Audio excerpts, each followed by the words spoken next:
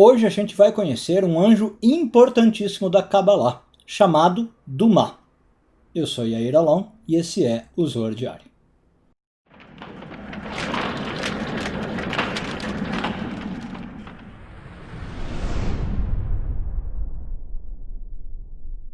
Essa semana encerramos a leitura da porção de Hayei Sarah, hoje focando nos parágrafos 58 e 59 do Zohar, quinto ano de leitura.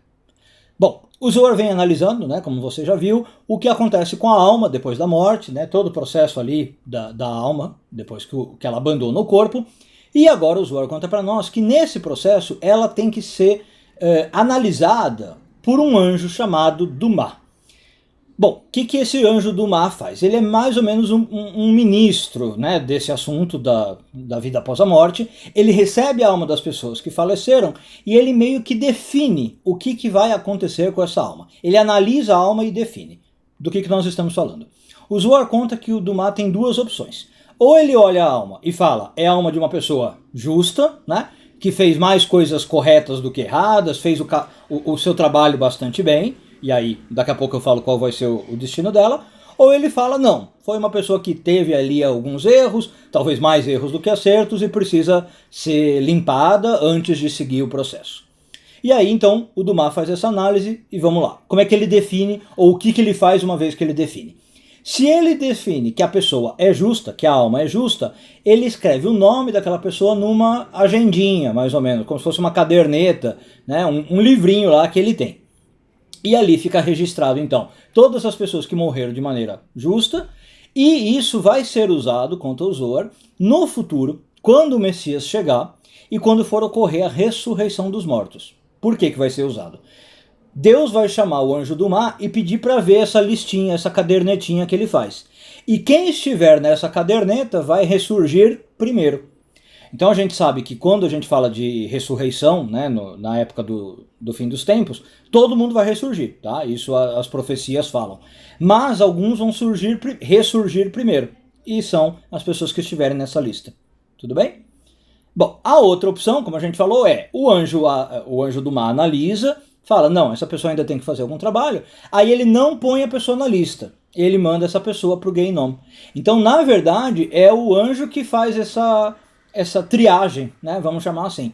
E quando a pessoa então não entra na lista do Dumá, a expressão que a gente usa é ela cai nas mãos do Dumá, como se ela fosse tratada pelo Dumá, cuidada pelo Dumá. Então, essa é a grande diferença. E aí, só para a gente encerrar, o Zohar traz algo quase como curiosidade, que ele conta para nós, que tem uma personagem da Bíblia, do Tanakh, bastante famosa, que quase cai nas mãos de Dumá, ou seja, ia para a lista, mas quase inverte e cai nas mãos de Dumá. Que personagem é essa? O rei Davi. E aí o curioso é que o rei Davi menciona isso nos Salmos.